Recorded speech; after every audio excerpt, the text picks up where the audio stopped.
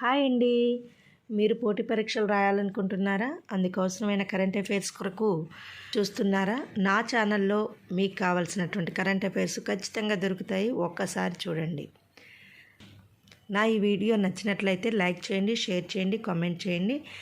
Like ఇవ్వడం మాత్రం అస్సలు మర్చిపోవద్దండి. ఇక వీడియోలోకి వెళ్దాం. తెలంగాణ నూతన గవర్నర్గా ఎవరు నియమితులయ్యారు?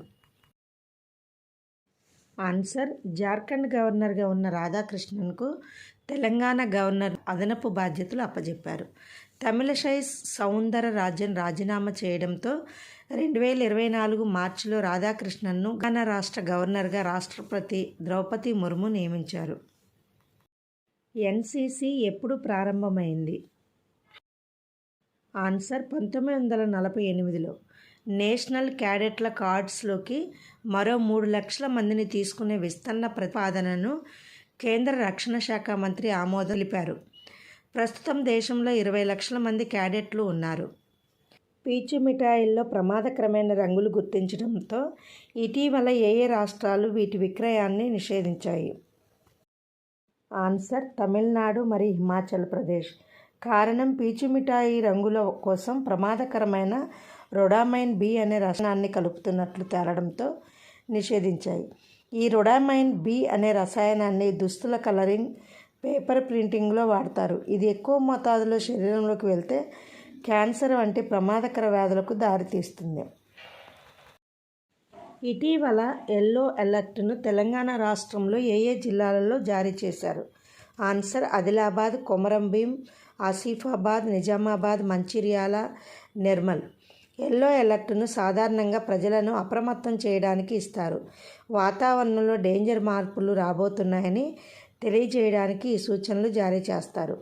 విపత్తు నిర్వహణ శాఖ ఈ రంగుల సహాయంతో ప్రమాదాన్ని ఏ విధంగా వివరిస్తుందంటే, ఆకుపచ్చ అంటే ఎలాంటి చర్యలు అవసరం లేదని అర్థం, పసుపు అంటే సిద్ధంగా ఉండమని, నారింజ అంటే సంసిద్ధులు కండి అని, ఎరుపు అంటే చర్యలు తీసుకోమని అర్థం. ఈ హెచ్చరికల ఆధారంగా ప్రమాదం ఏ తీవ్రతలో ఉందో అర్థం అవ్వడానికి ఈ రంగులను ఉపయోగిస్తున్నారు. భారత సంతతికి చెందిన ఏ దేశ ప్రధాని తన పదవికి రాజీనామా చేశారు? ఆన్సర్, ఐరిష్ దేశ ప్రధానమంత్రి లియో వరాద్కర్. 45 ఏళ్ల లియో వరాద్కర్ 2017-2020 మధ్య ప్రధానిగా పనిచేశారు. మళ్ళీ 2022 డిసెంబర్ నుంచి ఐర్లాండ్ ప్రధానిగా కొనసాగుతూ తన పదవికి ప్రస్తుతం రాజీనామా చేశారు. ఐర్లాండ్ దేశానికి అతి చిన్న వయసులో ప్రధానిగా ఎన్నికైన వ్యక్తిగా లియో వరాద్కర్ గుర్తింపు పొందారు. ఐర్లాండ్ దేశం మొట్టమొదటి స్వలింగ సంపర్కుడైన ప్రధానిగా కూడా లియో వరాద్కర్ చరిత్ర సృష్టించారు.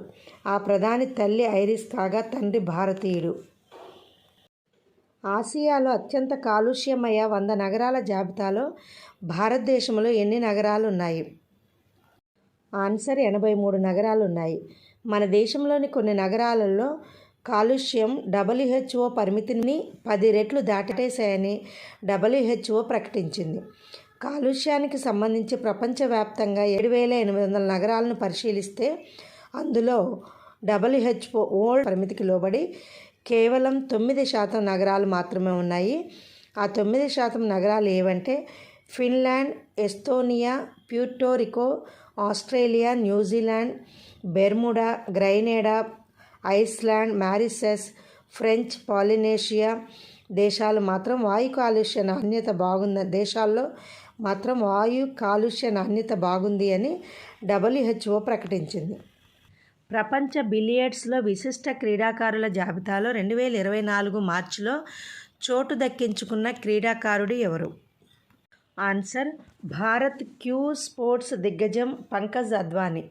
చైనాలోని షాంగ్రోవో నగరంలోని ప్రపంచ బిలియర్డ్స్ మ్యూజియంలో హాల్ ఆఫ్ ఫేమ్ జాబితాను పొందుపరిచారు.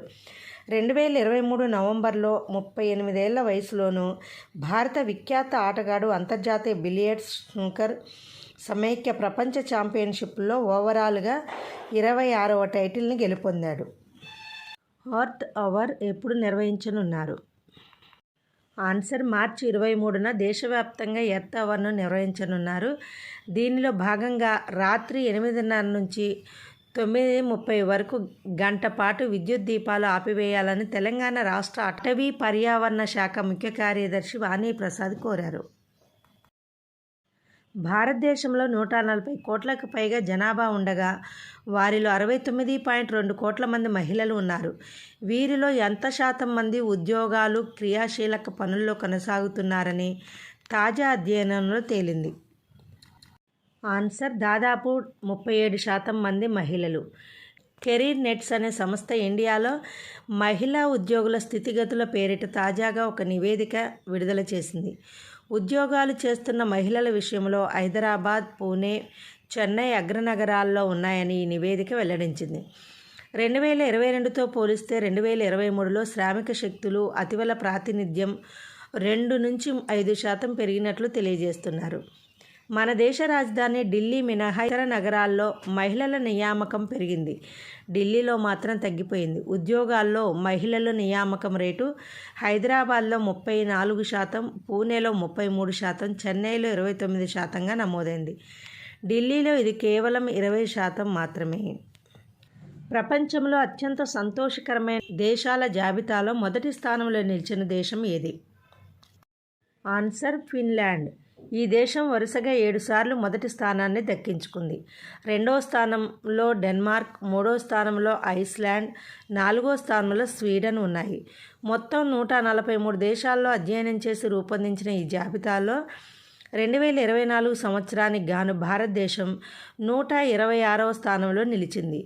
ఐక్యరాజ్య సమితి ఆధ్వర్యంలో రూపొందించిన వరల్డ్ హ్యాపీనెస్ రిపోర్టును ప్రపంచ సంతోషకర దినోత్సవం సందర్భంగా ఈ జాబితాను విడుదల చేశారు.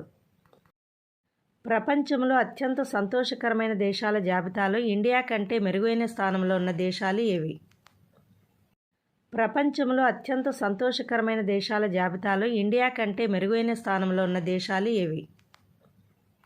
ఆన్సర్ చైనా 60వ స్థానంలో, నేపాల్ 93, పాకిస్తాన్ 108, మయన్మార్ 118 స్థానాల్లో నిలిచాయి.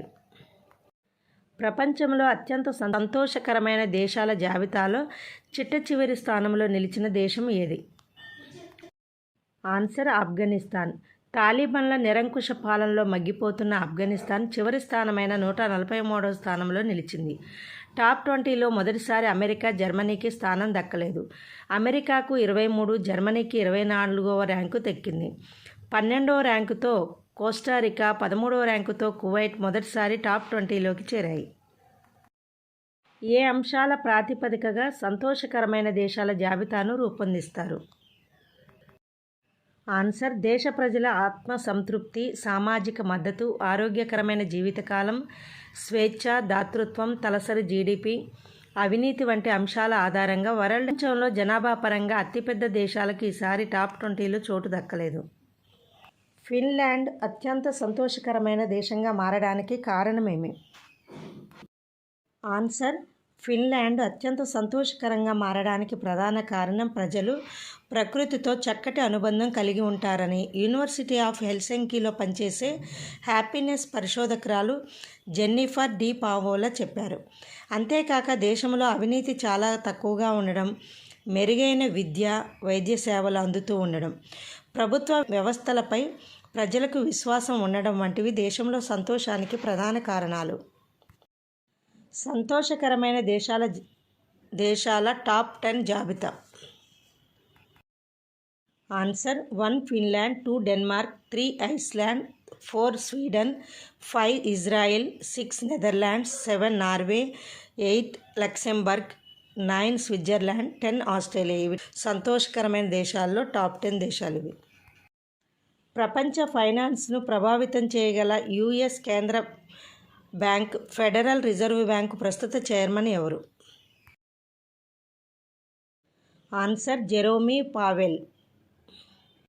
2019-2022 మధ్యకాలంలో మన దేశంలో మాంసాహారానికి సంబంధించిన విషయాలను విపులీకరించడానికి ఏ సంస్థలు పలు నమూనాలను సేకరించి విశ్లేషించాయి? Answer Indian Council of Agricultural Research, ఐక్యరాజ్య సమితికి చెందిన ఫుడ్, అగ్రికల్చరల్ ఆర్గనైజేషన్ కలిసి తెలంగాణ, ఏపీ సహా మన దేశంలోని 10 రాష్ట్రాల నుంచి నమూనాలను సేకరించి విశ్లేషించారు. ఈ నమూనాలలో ఈకోలి, స్టెఫోలోకోకస్, ఎరోమోనస్, విబ్రియో వంటి వివిధ రకాల బ్యాక్టీరియా ఆనవాళ్లపై పరిశోధనలు జరిపారు. ఆవులు, బర్రెలు, గొర్రెలు, మేకలు, చేపలు, రొయ్యలు, కోళ్లు, పందుల వంటి నుంచి సేకరించిన శాంపిల్స్తో యాంటీబయాటిక్స్ రెసిస్టెన్స్ టెస్టులు చేశారు. వీటిలో బర్రెలు, ఆవులు తప్ప మిగిలినవన్నీ మల్టీ డ్రగ్ రెసిస్టెన్స్ను సంతరించుకున్నాయని, వాటిలో యాంటీబయాటిక్ అవశేషాలు ఎక్కువగా ఉన్నాయని అధ్యయనంలో తేలింది. ఇటీవల కేంద్ర ప్రభుత్వం ప్రవేశపెట్టిన పౌరసత్వ సవరణ చట్టం కింద దరఖాస్తు చేసుకోవాలనుకునే వారికి సహాయపడడానికి కేంద్ర హోం మంత్రిత్వ శాఖ 2024 మార్చి 21న ప్రారంభించిన హెల్ప్ లైన్ ఏది? ఆన్సర్ 1932. భారతదేశంలోని ఏ ప్రాంతం నుంచి అయినా ఈ హెల్ప్ లైన్ నెంబర్కు ఉదయం 8 గంటల నుంచి రాత్రి 8 గంటల వరకు పౌరులు ఫోన్ చేయవచ్చు. పాకిస్తాన్, బంగ్లాదేశ్, ఆఫ్ఘనిస్తాన్ నుంచి 2014 డిసెంబర్ 31కు ముందు భారత్కు శరణార్థులుగా వచ్చి ఉంటున్న హిందువులు, సిక్కులు, జైనులు, బౌద్ధులు, పార్సీలు, క్రైస్తవులకు పౌరసత్వాన్ని కల్పించేందుకు కేంద్రం ఈ పౌరసత్వ సవరణ చట్టం తీసుకొచ్చింది. ఉద్యానవన పంటల సాగులో నీటిని అతి తక్కువగా వినియోగించే వినూత్న భూగర్భ డ్రిప్ స్వర్ పద్ధతిని ఆవిష్కరించిన వ్యక్తి ఎవరు? ఆన్సర్ హైదరాబాద్కి చెందిన centre for environment concern director K S Gopal.